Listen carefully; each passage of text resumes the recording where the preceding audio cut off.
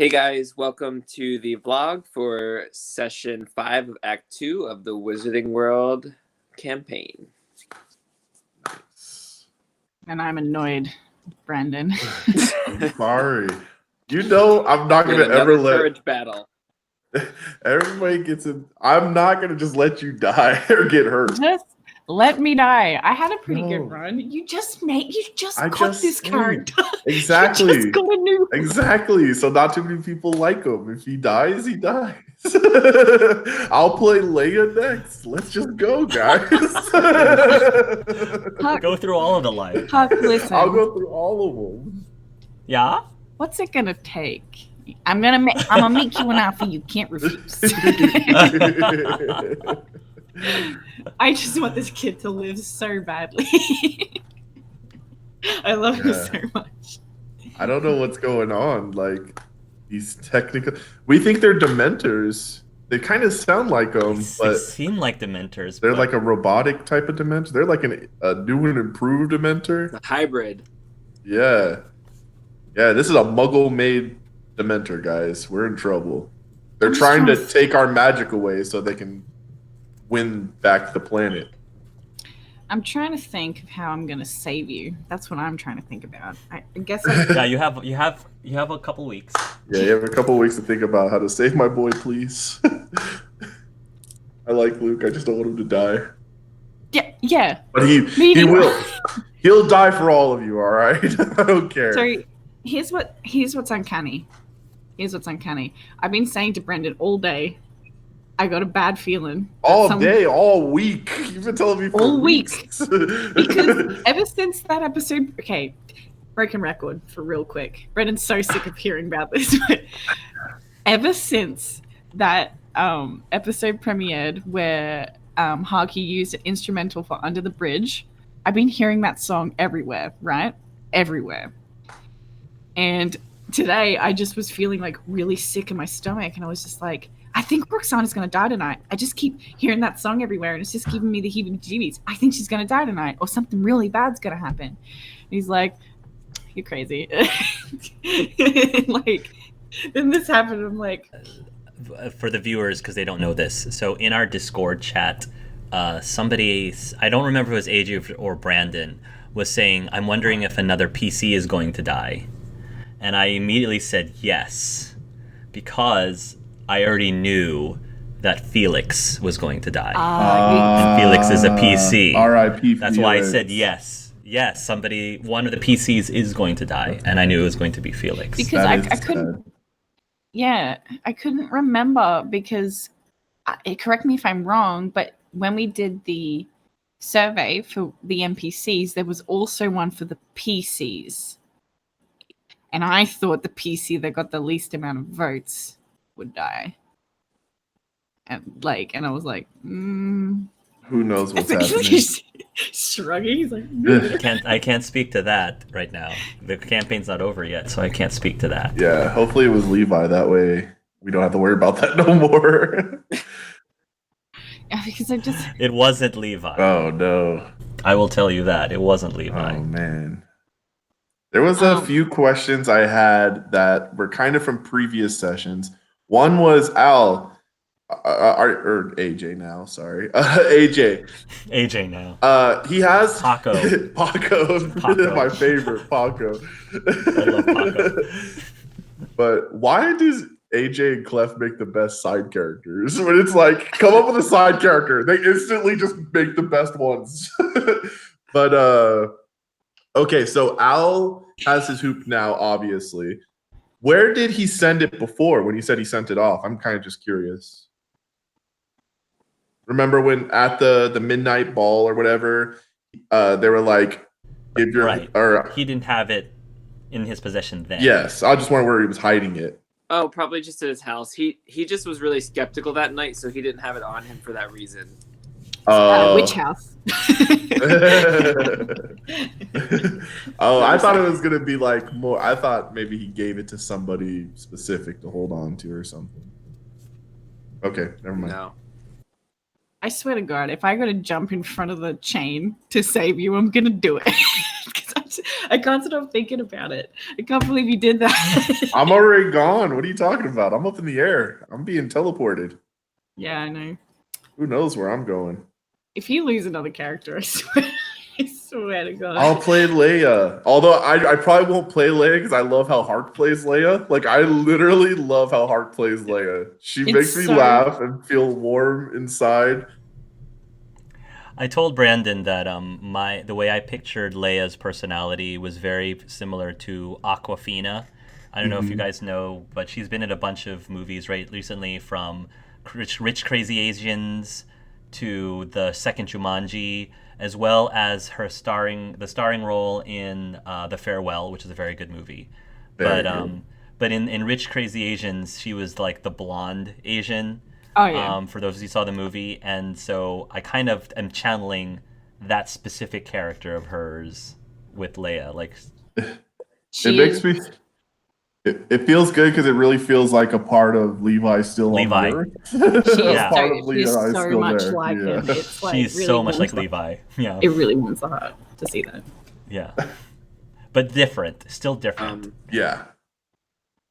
Something I noted about Luke, and I loved that this session was very Luke Leia centric, and we got to see how their ability works together. But I think Luke's like morality compass is very interesting because like he didn't even hesitate to just like change that house elf's life forever. Like, yeah, and it wasn't that he harmed the elf. Like, he's not harmed, but like, I don't know. It was just very interesting to see that. Like, obviously Albion, if he knew that about Luke, I think his perception of Luke would be very different than what it is. Right. He was trying to free the elves, and instead he turned him into probably his worst nightmare, which is a slave to the kitchen. We did it RP, but to be fair, he would have told the headmaster McGonagall, and I'm sure she could have done something to like get his memories back, or like to like punish him for whatever happened. So in my head, it's not that bad, but it was pretty bad. It was really bad, but in my head, the end outcome would you have told? The only problem with that is for continuity's sake. If you had told McGonagall, you were already like on bad, like that day you had gotten in trouble. So finding out that you modified memory again the same day would have gotten you expelled. You know, I didn't think about it. Yeah, if he knew he was going to get in trouble, he definitely would have told. So I feel like this is a secret you would have kept, because otherwise you would not have continued at that school. You would have been expelled. Yeah. Hopefully he has a great life as a cook. I mean, sorry. Paco's really cool, so hopefully he hangs out with Paco's really cool, yeah. Yeah, the thing, I've kind of talked about this with Jordan a bit because we PM a lot, but like... I bother him a lot, basically. I bother him all the time.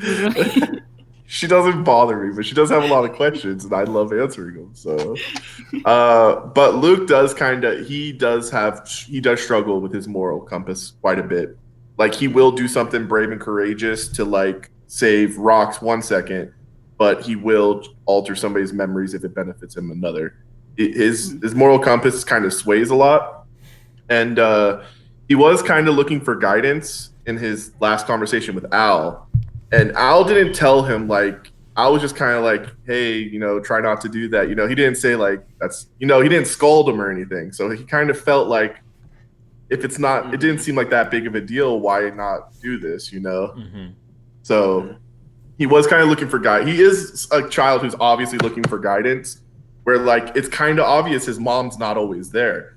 There's been several occasions where Al has to come pick him up. He has to stay with Rox. You know, him and Juan are his mom is a single mom, and she's not always there.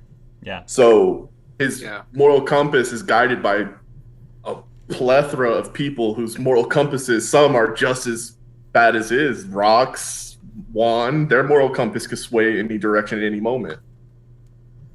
I don't know. I think what's interesting is I think in that scene with Albion, I think me as a player was still in my own head about like, oh, like he's gonna be similar to Levi. So I role played that as Al, and then later when we found out like you're very much separate, as a player I knew that, but I'm gonna continue to have Albion like think that. So I think that's why Al was like, he didn't like try to talk Luke out of it because he just assumes, well, Levi never would have done anything. Like, he knew where Levi's moral compass was, and he's trusting that Luke's is like very similar. Yeah, he assumes that Luke knows this is wrong. Yeah, which Luke does know it's wrong, but it's like he knows it's wrong, but at the same time, if he's not going to get in trouble for it, who cares? If it doesn't seem to, yeah. In his head, it was like, hey, this guy stole this, and he was going to do something bad. He found out it wasn't that bad after all, but to Luke though, that is bad because if he disrupts the status quo, it could cause another war, and he does not like the fact that the first war happened between everything. So, like in his mind, he did the right thing of, no, sorry, you're a house elf, and this is kind of how it is. It's unfortunate. It's unfortunate. It really is unfortunate, but this is how it is. If I don't want because then next is going to be the house elf war with wizards, and then Leia, his mom dies, and and Leia is very much the opposite. Like she's not. The thing is, she's rebellious, but she's not like I'm going to get in trouble rebellious. Like she's more like Hermione when Hermione was trying to, do the whole elf the spew thing. Because Leia likes change and she likes advancement, and she was definitely the kind of wizard and witch who is pro like get rid of the statute of secrecy, and that's why you can see her like trying to get this petition out because she does not have the same mentality as you, and that she's not she doesn't believe in fate, like you're fated to always be whatever or have whatever type of life. So and she brought that up this episode too. With Luke, if it's not apparent now in episode 2, he's not Levi. He's just not. Still love him though. He's great. He cares for all of you greatly. Like he'll die for you guys. But if he was running with anybody else, maybe he should be chained up somewhere. I don't know. God, I wish you hated my character then. No. I was too nice to you. I was too good to you. Yeah, you're just a great friend, like you are to your son who went to jail. Oh, we talking about that? Yeah, we're gonna talk about. How about 2 seconds later, Clef calls you a bad parent? I was like, wow. I think and especially the reason she really shut up is because that really hurts people saying that. Does she feel like she is? Yeah. Especially after that happened. She would, if she felt like she was, I don't think she would have felt the need to say to Aiko, did we do something wrong? Is there something that we could have done better? And he was really honest with her, and he was like, yeah. Yeah, pretty much. And when how old were they when they got married? Remind me. So this was after the war. So, I kept that really open-ended. It was before Toby opened the library, and I think that was in 2004. Yeah, because if Luke was 1 year old, it had to be 2004. Right. It was 2004. Yeah. Okay, and when did the war end again? 2003. Okay. How old would they? Sorry, a lot of questions, but I can't quite remember. How old would they have been? So Act 1 ended in 1999, and you guys were 16, 17 years old. Yeah, she was 17, because I think everyone else turned 8. No, she was 17. So that would be 5 years later. So 21, 22. You would have been 21, 22 when you got married. And they took in a 6-year-old child. Yeah, so that is really young. They were very young. Not like teen mom young, but still pretty young. Well, the thing is, they took in a child that already obviously had issues. Being so young. It wasn't like they had a baby. Right, exactly. It's a little different. People have babies that young. That's pretty common. That is common. But they don't have 6-year-old children at that age. Right. Usually that's more common. Especially a child that needed... Not only a 6-year-old child with baggage, but a 6-year-old child who can read minds. Yeah. So, Yeah. Yeah. No, there's a lot of struggles to being a parent too. Or at least he used to be able to read minds. So. Yeah. Oof. And I wonder if like, we could ever get that back. I hope we can. I had to I like clip. that he can do that. I had to clip those wings because I did not want Luke to compete with Emed with the mind reading thing, because you remember we had that thing where Emed and Luke sort of had both like the legilimens things. And I was like, well, I can't clip Luke because he's a fresh new character for Brandon, so I have to clip Emed. So Emed was the one who ended up not losing his magic, just so that we wouldn't have NPCs stepping on the toes of the PCs. You're welcome, Jordan. It's all good. But yeah, because like the thing is, like, she really really loves her son. Obviously, Yeah, I think that's obviously. very apparent. And like, Yes. I think like the fact, as like with any parent that like, you know, kind of goes through the things she went through, it's like what you have left, you cherish that and you do what you can to help with that. So like, yeah, and I think that's especially why like Juan's little side comment really hit her, because like she tries. It's just If I didn't make it apparent, Imed definitely loves Aika and Roxana, and he doesn't act out because he's angry at them at all. He's very grateful that they took him in and basically took him in as their own. So everything that he did, I don't know if Roxana or Aika like know this, but his acting up has nothing to do with them. It's just I imagine issues. Yeah. I imagine, well, because like he was very young, having to do what he needed to do to survive, and so now he doesn't really. It's kind of like Luke, where he doesn't really have that moral compass, and I think the fact that Roxana is so lax with him doesn't help with that. Yeah, you know, and I think what's really interesting is that I can see Luke and Emed both having like gray moral compasses, but Emed's the one who gets in trouble, and Luke seems to be able to get away with it. Yeah, that's like one thing I kept telling them all. It's with the mind reading thing. It's like what's gonna stump you guys with the whole like lying to Roxy thing about the curse. It's not Emed, because Emed's very obvious he's doing what he's doing. I don't think he's discreet at all. It's Luke you have to worry about, because Luke is very smart. Emed even mentions like, oh, you want to be more like Luke and Leia, because even he thinks that Luke and Leia are these like not perfect children, but like good kids with a good moral compass. And and it was kind of like, oh, sorry, Brennan. No, go ahead.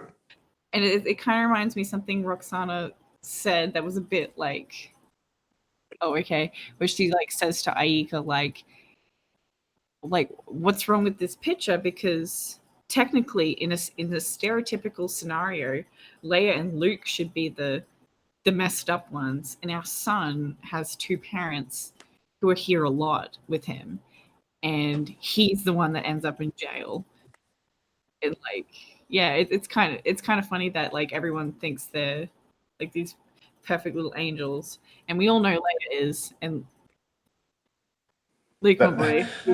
That's kind of what I was gonna say. Is Luke benefits from having Leia, because Leia is so much like her dad. People group him with her, so like he kind of gets away with stuff a little bit easier, because in everybody's head, like even like what Al says, like, oh, I thought he was just gonna be like Levi, so I didn't think there'd be any question. And having Leia there, who is so much like Levi, you kind of lump them together when they're not the same. And also, Leia, even though she is Slytherin, she's a good kid. Like, she's a good student. And yeah, she has like a mischievous side, but it's never like Roxana level mischievous. It's more playful. I'd say she's more playful than mischievous, I think. So I love the dynamic of the twins a lot. Yeah. Yeah. I just want to put a disclaimer out there. He's not like Death Eater evil. Like, I don't want people to think he's like a murderous, but he does. If he feels like it benefits him, he'll do it. So That's Listen, what I it don't is. think his morality compass is bad. I think it's I it's gray, like many people's. And Albion would be a hypocrite to like judge him for what he did. Like Albion made choices that he thought were for a greater good, just like Luke is. I just think it's very interesting. yeah. I wanted things were happening. I thought this was gonna be a way more like heavy RP session where we all get to talk, but like things were happening, and I love that things are moving. And it's like, nope, no time for jump to these hoops. You guys need to find Greyback or the world's gonna end. And I love that. So Jordan was correct. She had a suspicion that the hoops were a red herring for Act 1. And now in Act 2, the war was a red herring for Act 2 because the main plot seems to revolve around Greyback collecting all these hoops for some reason. Yeah, Well, we it's said back to I the come up with it. Brandon was actually the one that said I wasn't gonna say anything, but Jordan did take that from me. Well, I wasn't gonna say Jordan it. took that from like, Thank you, yeah, Jordan. I was gonna let it go because it's not that big of a deal. But yes, I came up with that. Thank you. Oh, okay. I said it, and I felt real smart about it. But yeah, I knew it was going to probably come back to the hoop because the hoops were so important in the first act.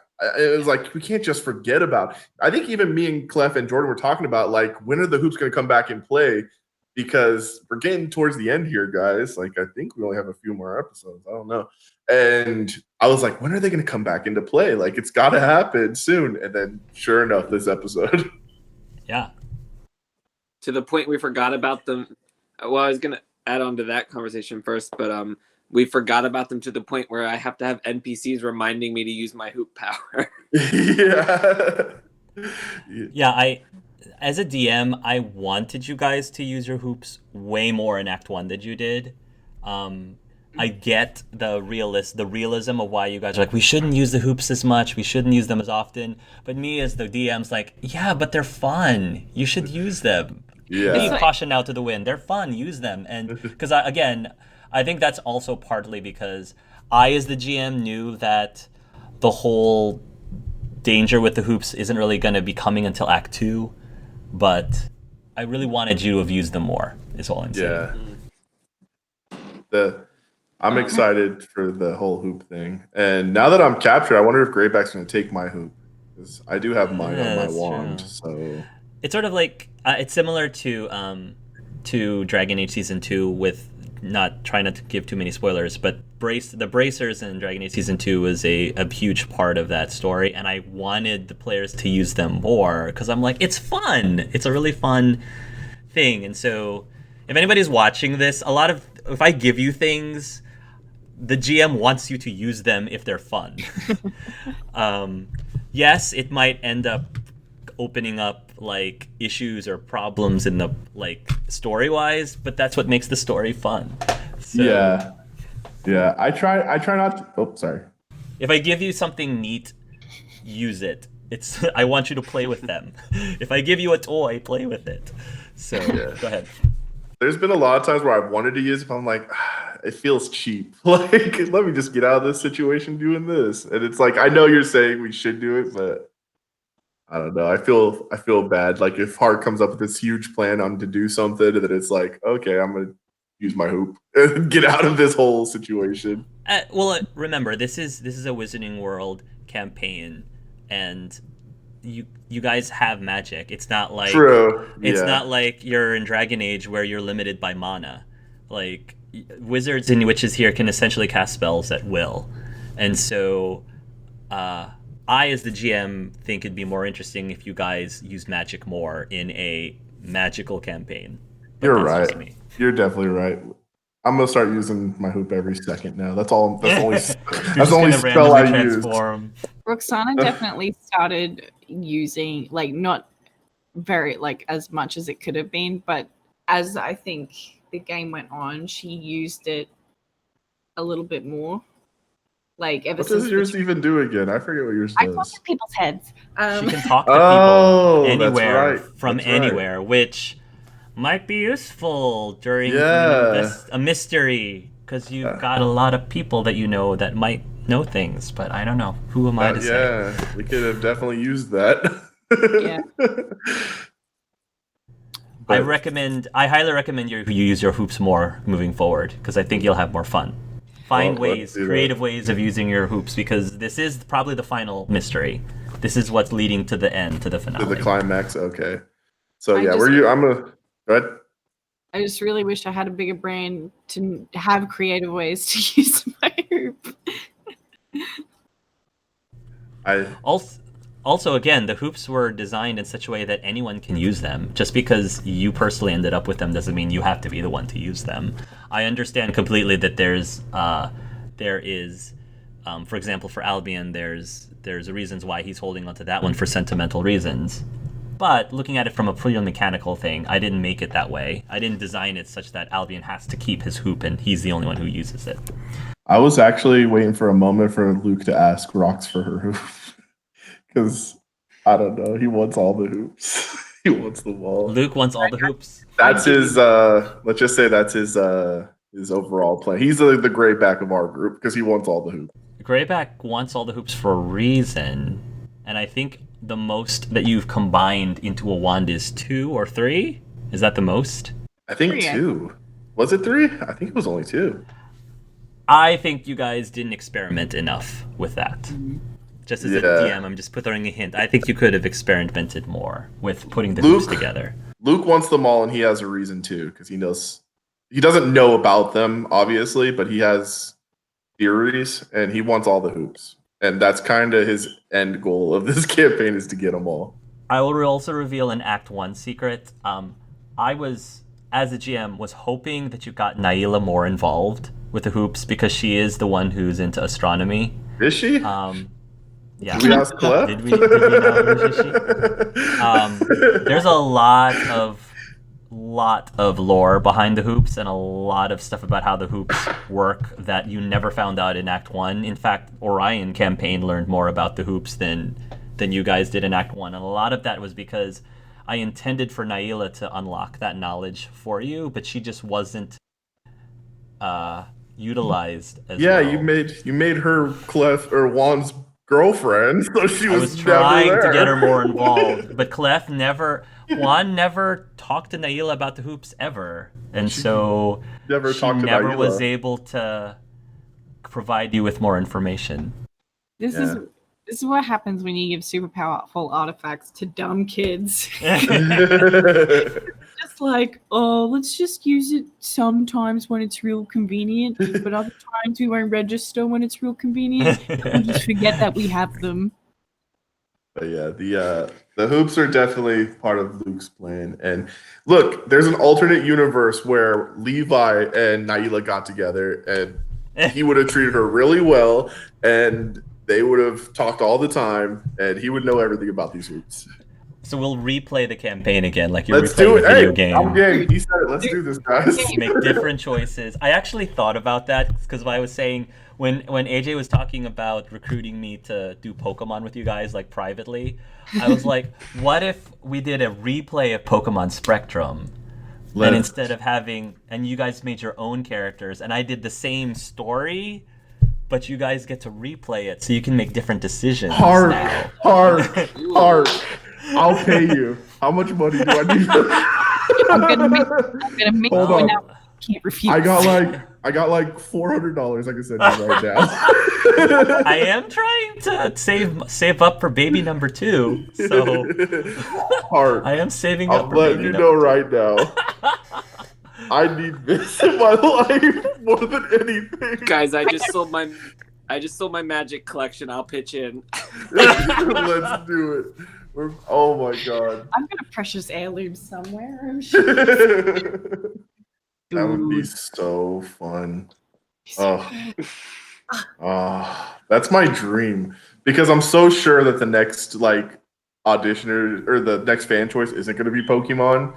And it says we're not even allowed to audition for it, which really upsets me. Because I can't audition for Dragon Age, and then I can't audition for the fan choice one. Wait, there's one in between those, right?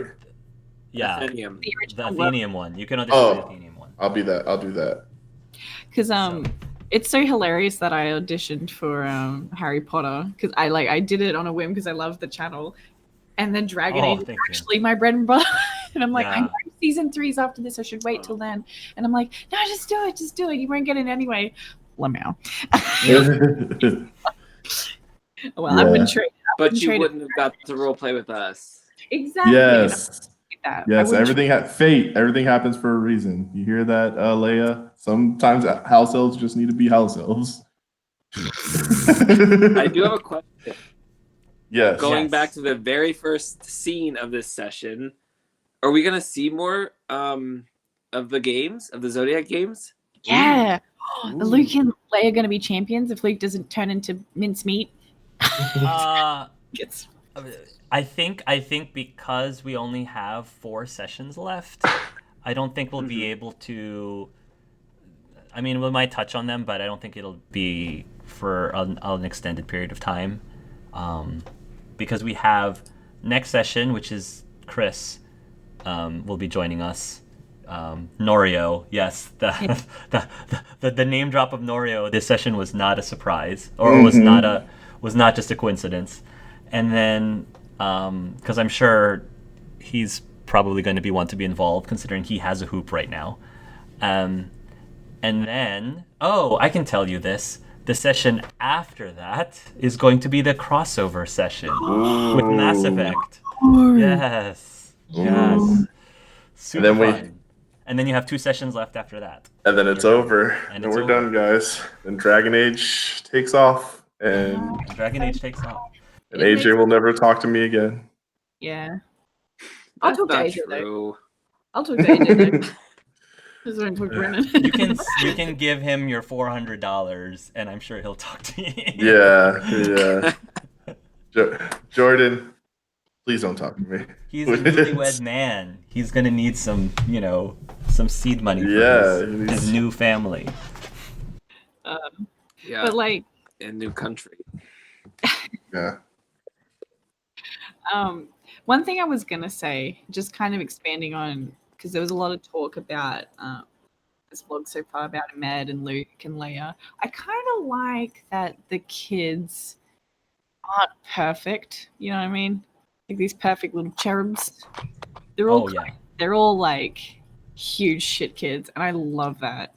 I love that I got the worst one because I'm literally the worst person to raise one. So, What are your thoughts on Ximena?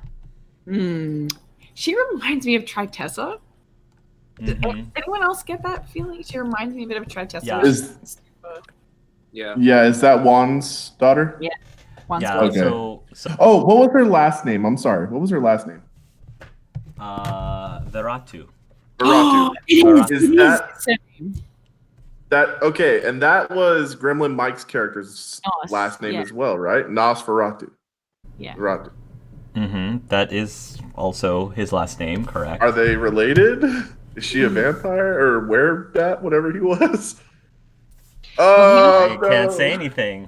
I can't say anything. He was a werebat. Yeah, he was a werebat. Sarah is an animagus. So she can turn into Other people. Ooh. She's a part of it. Clef is gonna lose his magic because he's gonna let his daughter in. Oh, what a way to nerf a character and make a walk.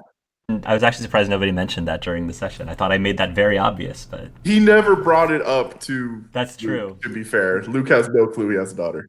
He called them to. He called them and said that, he called them and says, my this random girl that claims to be my daughter just showed up and visited me. And Oh, yeah, but Luke wasn't part of the call. Or would he no, have? he wasn't. Yeah, No, so he wasn't.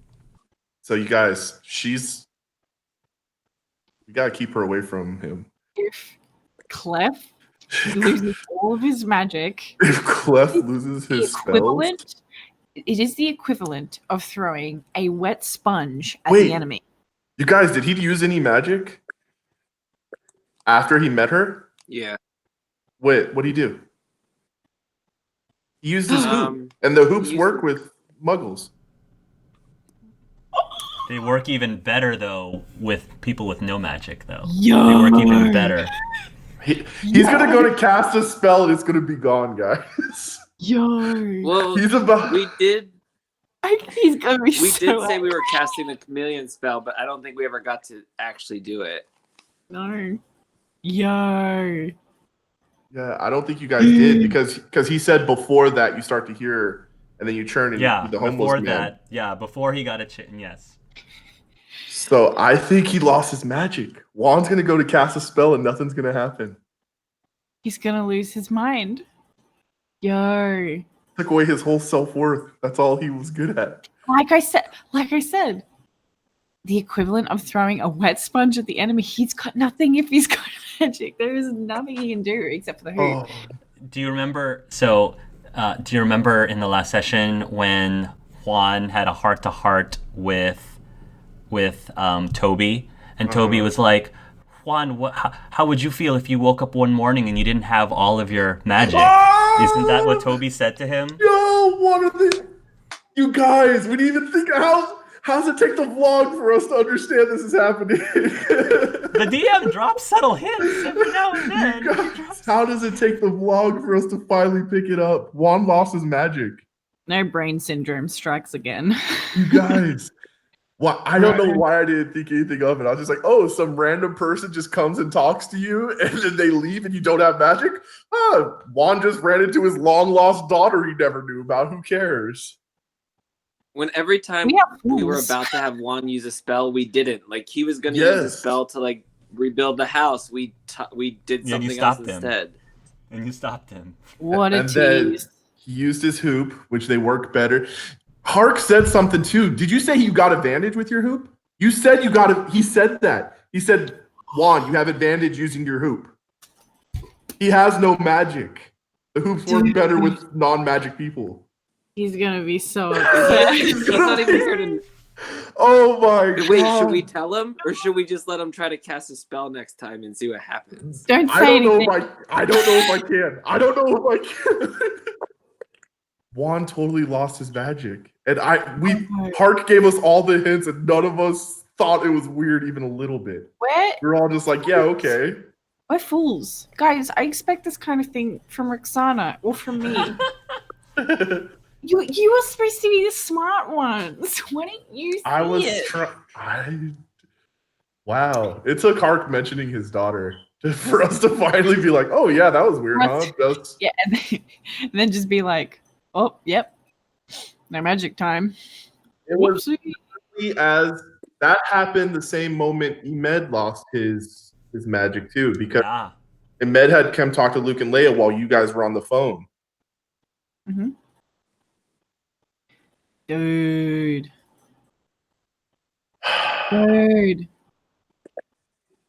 That's bonkers. Wow. What's Guys. happening? Yeah, Yes. it's a mystery. It's a mystery. Watch us be You wrong. guys- Clef goes so to cast do a spell and it's fine. Can we just go back to having fun times, please? Let's go back to Paco and Hana and Mm-hmm. Roberta. Roberta. It's not Roberta. Yes, what I loved most about that scene is that you guys created elves that were very different from each other. Yes. So I love that they were not. Their personalities were completely opposite. So I like that, Especially Roberta. especially Roberta. No, Paco's my favorite. Who or what do you think is ultimately responsible for wizards and witches losing their magical abilities? Honestly, If I'm being honest, I think it's Muggles. I think the experiments they were doing on the magical beings and creatures was a way for them to figure out how to make something, a serum, a magical item, a mechanical item, or something that takes away magic from magic users. they got like those bullets from X-Men. And you shoot them. That's exactly. I swear to God, in character, I was gonna say this is like X-Men. Like they're taking away our abilities, and I think it's the Muggles. And I don't know how Greyback's involved. I don't even know if it's really Greyback because we've been seeing that they can be illusions. These could just be some sort of weird technology illusion machines that confuse us, and we don't know what's going on. Is all of it even connected? Like, is there I mean, I'm sure it is, but like we've got the random people showing up taking magic. We've got these crazy machines that are harpooning people and crushing them, and then we've got Greyback trying to get the hoops. Like it could be three separate things that have some overlap, but it could also, like, who knows? It's like the description of the chains and like the things from above, like just grabbing people for no reason, kind of is almost a little bit eldritch in a way. Like horror eldritch. Does anyone else get that? Like I'm getting like Lovecraft vibes. I think it's a mechanical device to confuse wizards, because it makes us think Dementors. If instantly we get cold, we hear the sounds, but no Dementor stuff is happening. It's not like they're kissing us and sucking our happiness away. Like, we just think it's happening, but then we get taken by a machine. So I think it's Muggle stuff going on. And maybe Greyback's not even, maybe that wasn't even really Greyback. It was just an illusion. And maybe the Muggles found out that these hoops work better for them. When if Greyback's trying to get the hoops and it's the Muggles that are like doing all this, Greyback could technically be on the same side as us trying to stop the Muggles, just in a more like dark and evil way. Maybe. Yeah, let's side with Greyback. I think we should. No, I refuse. I will not. But you know what I mean, though? Like, you could be on the same side as someone and like be totally against them, but like you're still working toward the same outcome. I don't know. Yeah, there's a few times Ash had to team up with Team Rocket. I get it. But I guess we're gonna like fully see what they're capable of, because like I already got my plan of how I'm gonna save you. I already have my plan of how I'm gonna get out of this, so don't even worry. I sure hope you have Arresto Memento. I don't even know what that means, because I'm gonna. When Harry fell off his broom, Dumbledore did it, and then Harry stopped in midair, so he didn't fall to his death. I hope you have that. I'm gonna try and bombard it. Rocks. My intelligence is like a 18. I got this. Don't worry. I know exactly what I'm gonna do. I'm fine. Well, I got a hole in my side, but I'm fine. I feel like my actual nephew just got taken by the big hook machine, and I want to protect these kids so bad. I will literally throw Roxana to the wolves. I don't care. These kids have to be safe. So we did talk before the episode about the possibility of Al having kids and being married to Finn.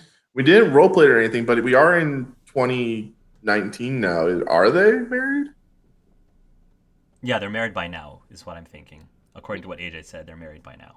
Yeah, he said okay, so they are married. Okay, it just wasn't roleplayed or anything. And are they trying to have kids, or are they in the pursuit of? That's up to AJ. They don't have kids now, but whether or not they're trying to go through the process of having children, that's up to.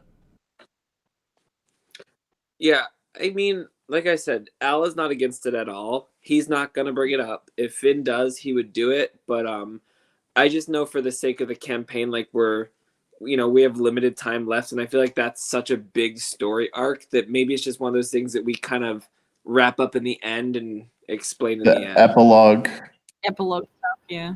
Yeah, we didn't really. I meant to mention this during the session, but just didn't have time, so I'm just going to drop it here. That in the last few years, the wizarding community has attempted to investigate either a spell or a potion that could allow same sexes to create a biological child. Heck yeah! Like that's been something that I think a lot of people, especially now that it's been legalized in a lot of places, marriage has been legalized. That's something that the wizarding community is trying to come up with. So, maybe Albion and Finn might try to go into that direction. Who knows? But he's infertile. That's true.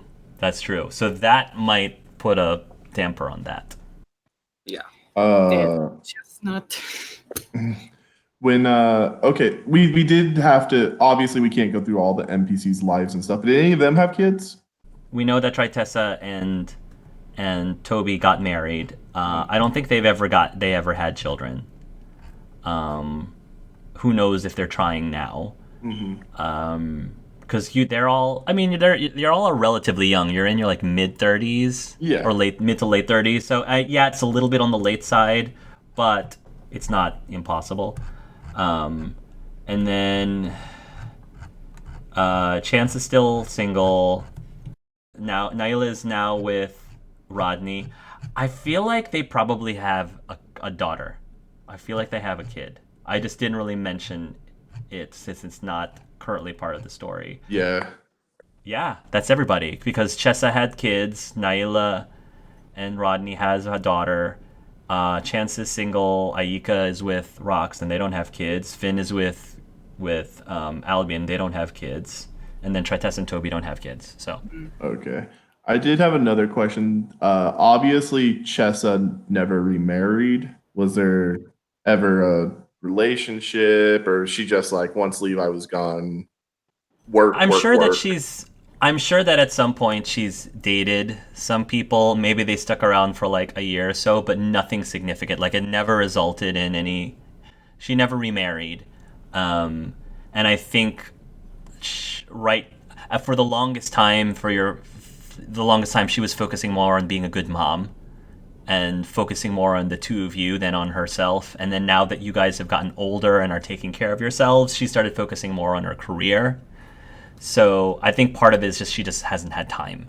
Yeah, no, that makes sense. And honestly, like I don't think that I think that at this point in her life, she doesn't need to marry someone to feel fulfilled because I think that she's found love. She knew love for as short as it was. That it was enough for her to feel fulfilled in terms of crossing off that checkbox of falling in love with someone. And her children was another like major fulfillment, and now it's her career. So I feel like Chessa could live to a ripe old age without any regrets, without ever marrying, and still be very happy. Awesome. It's very bittersweet. I like it. Like, I was just gonna say my big fear is I was gonna have a Juan situation with like a mean stepdad thing, and I was already prepared to like alter his mind into not even remembering Chessa leaving. I thought about that. I actually one mutation that I thought about was Rodney and Chessa, like getting together. That was a thought of mine, but I really wanted to give Naila someone because I felt like Naila deserved somebody, and Chessa already had Levi. So throwing Rodney at Neil, I was like, that's an interesting combination Yeah. that I don't know if very many people thought about, but I think it's a really interesting combination, the two of them, and I think they make a really good couple because they, Rodney's cleaned up a little bit, and Naila sort of is getting a lot from Rodney as well too. So No, because he's a sweet guy as well. Naila definitely seems like a support system that somebody who has the problem Rodney had needs. And Rodney seems like a nice guy that would show affection, that's what Naila needed. He converted Rodney because of his personality, because he's very like Zen. So I think he was all about converting. So he's now officially Muslim himself. hell yeah. So he's converted for Naila, which is I think part of the stipulation of marrying Naila is that they have to convert, and so he did. So and I think he's very happy with it. Good on him. Good on them for sure. He's a way better boyfriend than other people. Other people. Most people. I've got one more Luke comment. Go ahead. I may be biased, but it makes me happy that Luke might have a little coming of age story of his own. Yeah, it makes me so I think it's interesting because I feel like that Luke Albion relationship could be very dynamic. So like I see some possible ways where it could go really well, but also go really poorly. And I think it's going to be interesting to see how that ties in. Luke never came out to Albion, I'm assuming, by this point. No, like I said before, he hasn't come out to not even his sister knows. Like he's the only one that knows this is how he is because or does she? He's not a good liar to her, so maybe she knows, but she was never told. But did Luke ever secretly have a thing for Neville Longbottom, which Yes. is ironic. Yes. That's how Okay, come. that's how that's- I forgot to mention that. The reason that Luke is like, you can't have him is because he's secretly crushing wants on him as well. Yes. I I love completely it. forgot to say I that. love that.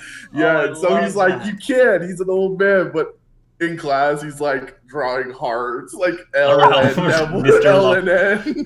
Oh, I love this. Yes. That's So great. that's I That's so forgot cool. to mention that. Yeah. That is So cool. cute. I like that. So yeah, I love- he's I don't blame him. I mean, he's a good looking man. he's a look-good man. So Yes. So yeah, his coming at, like I said before, he just already feels weird. He has weird thoughts. He doesn't think like the other kids there. Already feels like he's a bad person. And to just add, another thing that makes him just different than normal people, it just adds to the thing of, but yeah, Al would probably be the first person he came out to if whenever he decides, like even before Leia, like he'd probably come out to Al first. hopefully you'll live to see that scene. Hopefully. I have a plan. So How close are Luke and Leia to the grandparents? Because he also has his granddads that like he could relate to them in that sense too. I can't remember if I said this in the last vlog or if I just told Jordan this in private. He loves them, but at the same time he holds a bit of resentment towards both of them because one, Levi died for Hunter. Mm-hmm. Yeah. And two, True. Levi, he doesn't hate Muggles, but he does look down on Muggles because of the whole war and everything. And that's the side his dad had, and that's the side that he died for. So he does, I think he cares for them, but he's not all I need to talk to them. Like even in the last session, he talked to Joe briefly.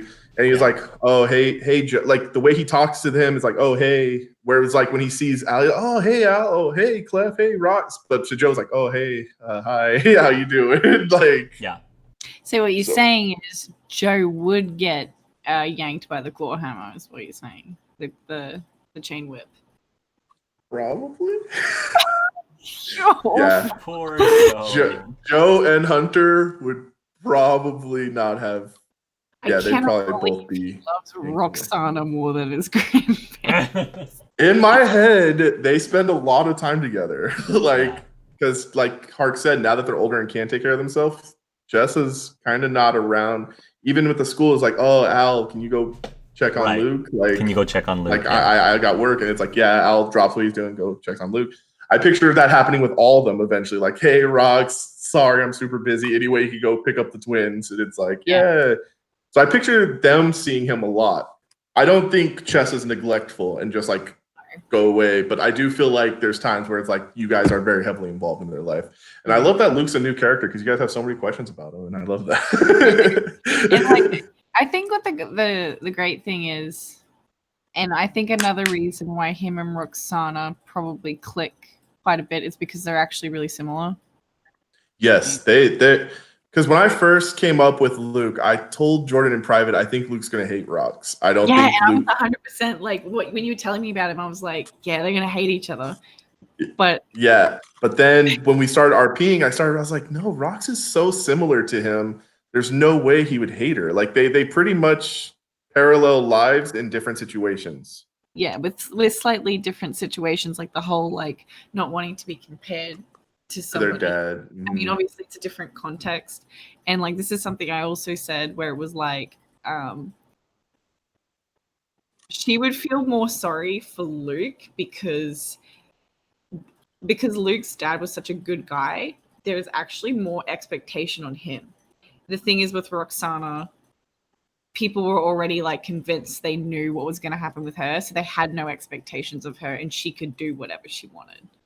It's not like she had to fill in like she didn't have to meet like a quota or anything. Like they already knew, oh, Roxana's Roxana, you can't change her. Yeah, and that does kind of go back to AJ's comment before where he's like, oh, I just thought he'd be like Levi. And it's like, I think a lot of people assume that, like, oh, Levi was like nice and he cared for people. Like Luke will do that. Yeah. One more thing I wanted to ask are your thoughts about the fate of Yvonne. He died.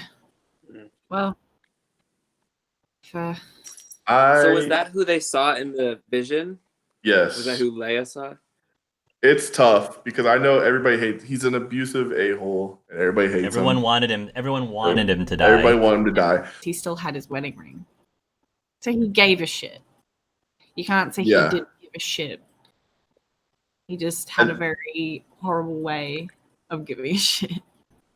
And that's the part that kind of sucks because he even said, like, that's how I was raised. That's how my father was raised. And sometimes, like, he might not even known he was being, a bad guy, even though it's like, I'm not justifying, burning your child with cigarette butts and stuff like that. But, and then, like, it's tough because there was such a huge gap, like this 20 years. Who knows what he did with his life? And, like, who knows? He could have been a great guy, like, completely 100%, different and wanted, his life. Like maybe he wanted to see the kids again and be with his wife again and like changed and 100% was a good guy. So it's hard. Like if I'm going off the last time I see him, good, he deserves to die. But if in my head it's like who knows what he was like before it happened. Mm-hmm. I will give a little bit of insight of the reason he was in DC in the first place. So if you know, Anna Maria lives in DC. Yeah. And he was there specifically because he was trying to visit Anna Maria, partly as it's been a lot, like you said, a long time has passed, and the reason it was there, I think he was starting to try to make amends with the kids, starting with her because she's the oldest. So I will leave it at that, and I'm leaving it open for interpretation for everybody's watching, how sincere he is about that and how genuine and how much he has changed or not changed. I'm just leaving it open. That's kind of my big thing is because I think me and Jordan talk way too much. I've talked to Jordan about this too. Like I always believe someone can change. Has to do with like things I've worked with kids in schools and stuff like that. And I believe like not everybody is born bad and like people do make bad decisions. I don't think that makes them necessarily a bad person. And I feel like if you want to change and you really try to change, anybody can change. And it's tough for me to be like, oh, he did this one time, I hate him forever. It's like, no, I can see like Unless I'll it's hate Alec. except Alec. Unless I it's hate Alec. that man. No, it's tough because Luke kind of likes Alec, but I hate Alec. Okay. But no, but yeah, I do. I think it's 20 years, like that's almost a whole life for someone. Yeah. Like Yeah, 20 years, so much could change, and he could have been the best guy ever, trying to, like you said, win his family back. And so it's tough for me to be like he deserved to die. Like, But obviously, none of us are justifying what he did. It's more so the fact that, like, at the very least, I think even if his children never forgave him, he tried. And if he was trying to make amends in the end, like, at least he could give closure to that. Sometimes that's the best you can do. And that's a good thing. Like, I don't know if he deserved to be, turned to mincemeat. I don't know about that.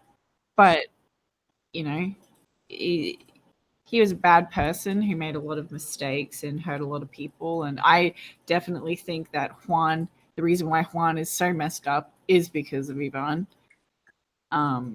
The reason why he has so many emotional issues is because of Yvonne.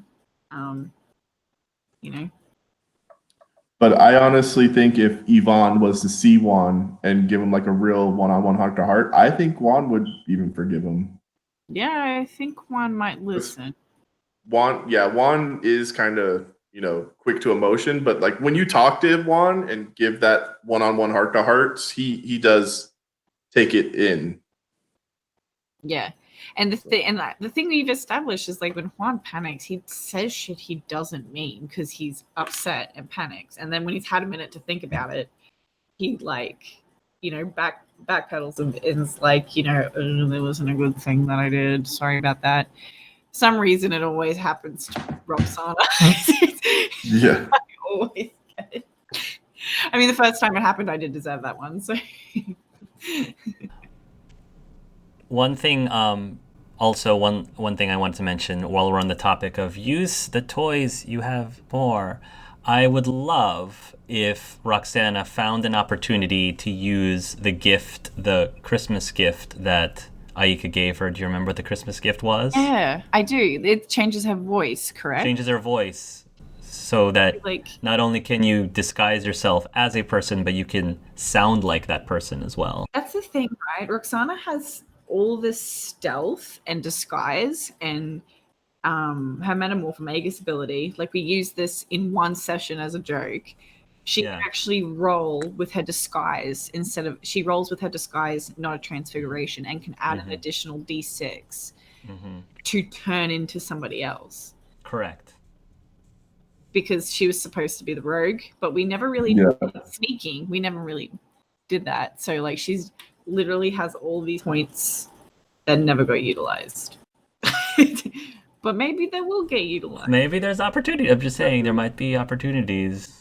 I mean, you have someone impersonating other people right now, apparently, or I don't know, something's going on there. So to complete that game. Yeah. one question I have for AJ, because this was brought up in the chat: what does the tapestry look like now without Nico and Asa? What does it look like now? So I think the last time we saw it, Asa's flower was fading, just to represent their friendship kind of struggling. Yeah. I don't know, and maybe you guys can add to this, like when one of them passes, like, does the flower go away? Does it transform? Like, I'm open to any ideas because I didn't think about that. Because obviously Levi's would do whatever the others did as well for us, and would also do. You should become clear like a ghost. See-through. Like semi-transparent flower. Yeah, translucent flower.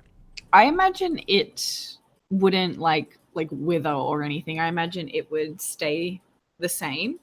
And maybe like Levi's flower actually has 2 branches going off it for like his kids. Yeah. And like a subset of that as well that's like another pink flower, and that's Chessa, and like kind of almost like a family tree on a tapestry, but they're flowers. Right. But I agree with Jordan. I don't think it would have withered. No. I think at most it would have turned translucent. It would have been rather morose if it changed, because like the petals fall off. You still love them, and I think the tapestry changes depending on how Albion feels about the person. If you still love them, why would the flower change? You know, because that's just my interpretation. I think Asa's was in the process of like going away forever, and that didn't represent necessarily her death, but their friendship's death. Yeah. So I think the flowers can go away, but that's if the friendship would end, or like he ends on bad feelings with them. But I think Asa's honestly came back. Probably. Yeah, I was gonna say I would reckon it would too. Like especially after reading her letter and burning it. Maybe like the next time he looked at it, he would notice the flower come back, because the way he feels about her kind of went back to how it used to be. But in terms of other NPCs that realistically would make it on the tapestry, I think it would have been Finn was already on, because it was the 3 from Wampus and Finn, and then Asa and Nico. But I think Toby and Chesta are the most likely next two. With Tritessa, maybe, depending on how close he was to Toby, and like that, she'd be the next possible one. But Chessa and Toby for sure. And Luke and Leia.